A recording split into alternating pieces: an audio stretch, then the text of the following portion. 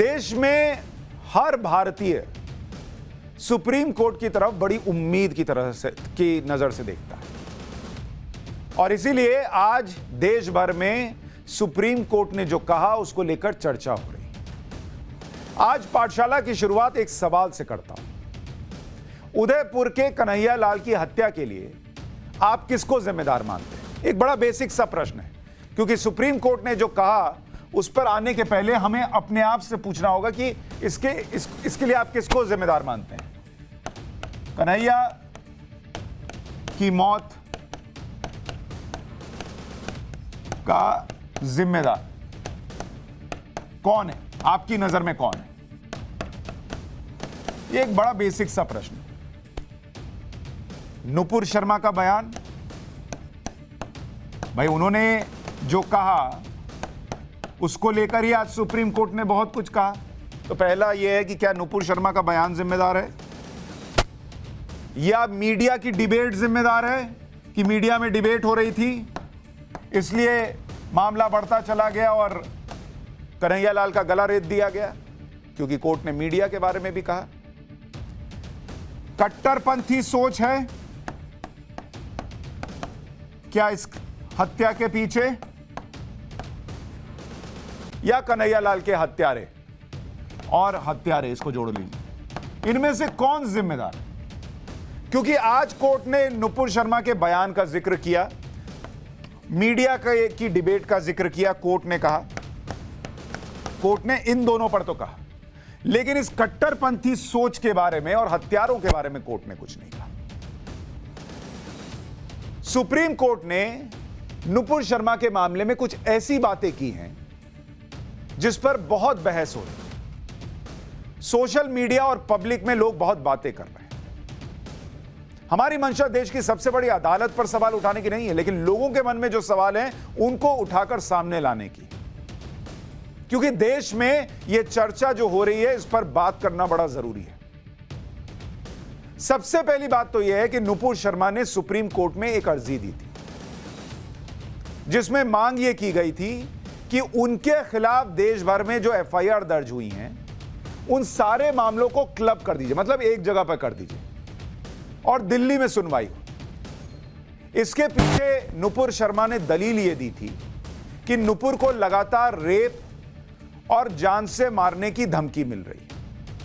तो उन्होंने कहा कि भाई मैं हर जगह सुनवाई के लिए जाऊंगी, कहां सुरक्षित हूं नहीं हूं पता नहीं, आप दिल्ली में मुझे अगर सारे केसेस की सुनवाई हो जाएगी तो कम से कम रेप की धमकी मिल रही है, जान से मारने की धमकी मिल रही है, इससे बच सकती हूं। इसलिए वो अलग अलग राज्यों में दर्ज केस के लिए सब जगह नहीं जा सकती, उनकी जान को खतरा है। ये उनकी अर्जी थी, सबको क्लब कर दीजिए। क्योंकि कोर्ट ने जो टिप्पणियां कर दी उसको सुनने के बाद लोगों को ऐसा लगा कि जैसे इस पूरे मामले में कोर्ट ने जजमेंट दे दिया, वो टिप्पणी कम और जजमेंट की तरह लोगों तक ज्यादा पहुंचा। अर्जी सिर्फ इतनी थी कि केस को क्लब करना है कि नहीं करना है, और कोर्ट को इसके मेरिट पर सुनना था कि भाई इनकी जान को खतरा है या नहीं, और इनकी याचिका पे कोर्ट को केसेस क्लब करने के लिए। लेकिन सुनना क्या था और कोर्ट ने नुपुर शर्मा पर क्या क्या सख्त टिप्पणियां कर दी, आज आपको सुनना चाहिए। मामला क्या था? कोर्ट में केसेस को क्लब करने के लिए याचिका लगाई गई। कोर्ट ने क्या कहा वो सुनिए। कोर्ट ने कहा देश में जो हो रहा है इस वक्त जो हालात बने उसके लिए यह महिला अकेले जिम्मेदार है, अकेले नुपुर शर्मा जिम्मेदार है, यह कोर्ट ने कह दिया। नुपुर शर्मा की बदजुबानी की वजह से पूरे देश में आग लग गई, यह भी कोर्ट ने कह दिया। पूरे देश में आग नुपुर शर्मा की बदजुबानी की वजह लगी। उदयपुर में हुई दुर्भाग्यपूर्ण घटना के लिए उनका बयान जिम्मेदार है।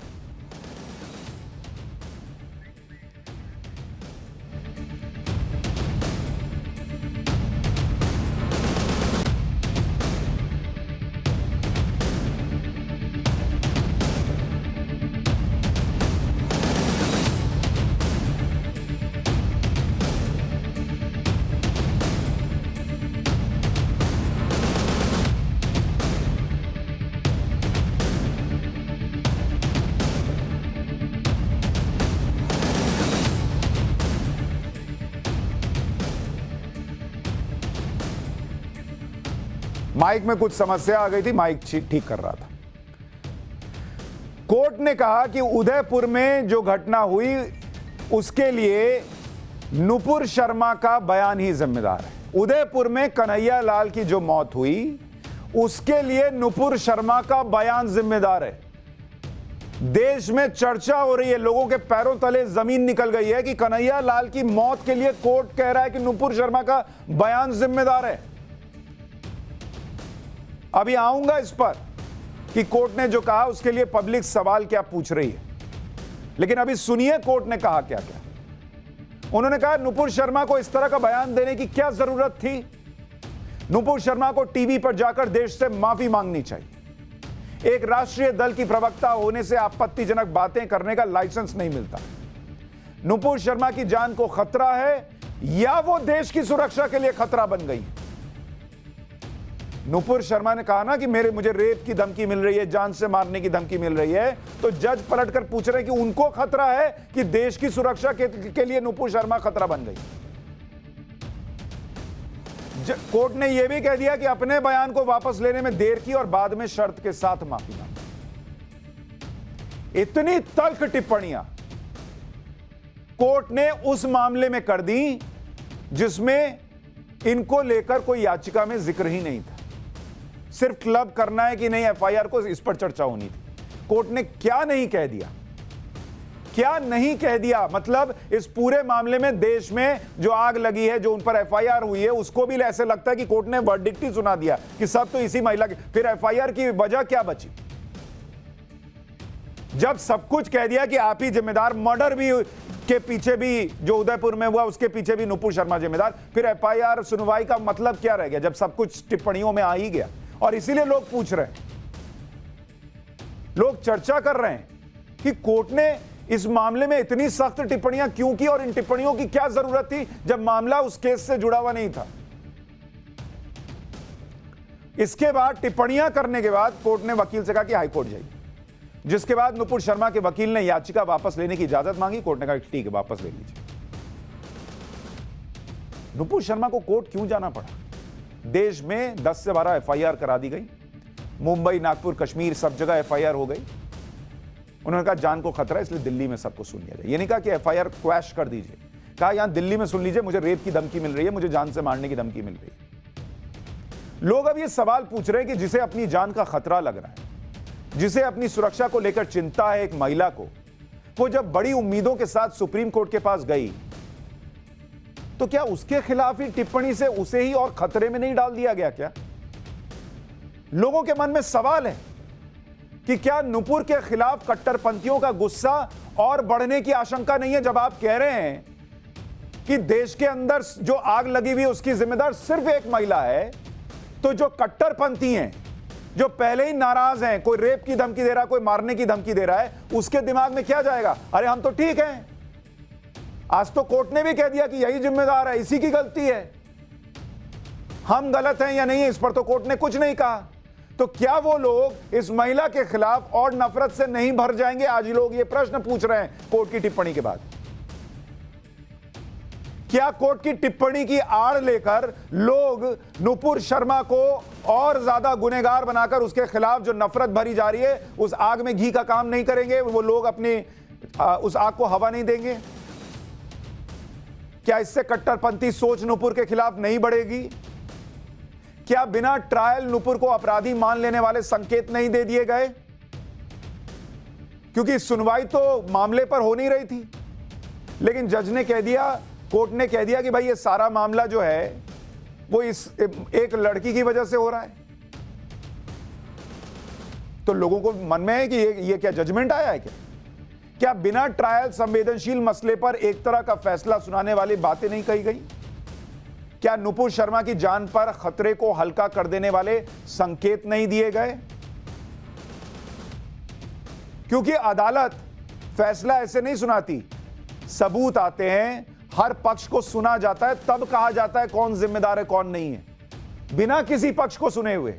जिस लड़की को कहा जा रहा है कि उसकी वजह से देश में सब हो रहा है, उदयपुर का मर्डर उसकी वजह से हो गया, उस लड़की को भी नहीं सुना गया। कई लोग तो चर्चा यह भी कर रहे हैं कि ऐसा तो देश की अदालत में देखा ही नहीं कि इस तरह से बिना आरोपी को सुने हुए और फैसला आ जाए। इस देश में तो कसाब को भी बोलने का मौका दिया गया था। अजमल कसाब को, जो मुंबई में हमलावर था, वो भी केस लड़ा, केस हुआ, उसके बाद उसको फांसी हुई थी। यहां तो जजमेंट लोग कह रहे हैं, ऐसा लग रहा जजमेंट ही आ गया। लोगों का सवाल यह भी है कि कोर्ट की इन टिप्पणियों के बाद क्या अब कोई और अपने खिलाफ एक ही मामले में देश भर में चल रहे केस को एक जगह पर क्लब करने के लिए कोर्ट में गुहार लगाने की हिम्मत करेगा? क्योंकि सुप्रीम कोर्ट का फैसला आ गया। यह प्रेसिडेंट होता है, कई जगहों पर इसका उदाहरण लिया जाता है। अगर उसके खिलाफ देश भर में केस करके प्रताड़ित किया जा रहा है तो फिर वो किसके पास गुहार लगाने जाएगा? मान लीजिए कल को किसी को परेशान करना है, देश भर में 20 जगह केस कर दीजिए और वो इधर उधर टहलता रह जाएगा फिर तो। और ये लीगल राइट है ना भाई उसका कि वो बोले कि भाई मुझे खतरा है तो मुझे एक जगह सुनवाई के लिए दे दीजिए। जब केस क्लब करने का मामला था तो टिप्पणियां सिर्फ केस की मेरिट तक ही सीमित क्यों नहीं रही, लोग पूछ रहे हैं। लोगों का एक बड़ा सवाल यह भी कि जिसे अपनी सुरक्षा का डर है, जो इस डर की वजह से सुप्रीम कोर्ट के पास उम्मीदों से गई थी, उस पर ही ऐसी सख्त टिप्पणियां क्यों की गई? ऑब्जर्वेशन की क्या जरूरत थी यहां पर? एक महिला जिसे रेप की धमकियां मिल रही, जिसे जान का खतरा है, वो किसके पास गुहार लगाने जाएगी भाई? किसके पास? नुपुर शर्मा की याचिका पर सुप्रीम कोर्ट ने जो फैसला दिया, वो फैसला सिर्फ 4 लाइन का है। मैं आपको यह भी बता दूं, कोर्ट ने जो ये सारी सख्त टिप्पणियां की, वो अपने फैसले में नहीं डाली। ये कोर्ट के फैसले की तस्वीर आपको दिखा रहा हूं। अगर इतना ही मामला ऐसा जरूरी था, ये टिप्पणियां इतनी जरूरी थी, तो जजमेंट में भी लिख देते ना। लोग पूछ रहे हैं कि क्यों नहीं लिखा फिर उसमें? फैसले की लिखित कॉपी में टिप्पणियों का जिक्र नहीं है। फैसले में सिर्फ यह लिखा है कि याचिकाकर्ता को अपनी याचिका वापस लेने की इजाजत दी गई है ताकि वो बाकी कानूनी उपाय को आजमा सके। तो ये 4 लाइन की बात के पहले जो इतना कुछ कहा गया, उसकी क्या जरूरत थी? लोग आज ये पूछ रहे हैं। वो क्यों हुआ, ये लोगों को समझ में नहीं आ रहा। ये टिप्पणियां क्यों आई? खबरों के पीछे की खबर पहुंचाते हैं हम, आपकी आवाज को मुद्दा बनाते हैं हम।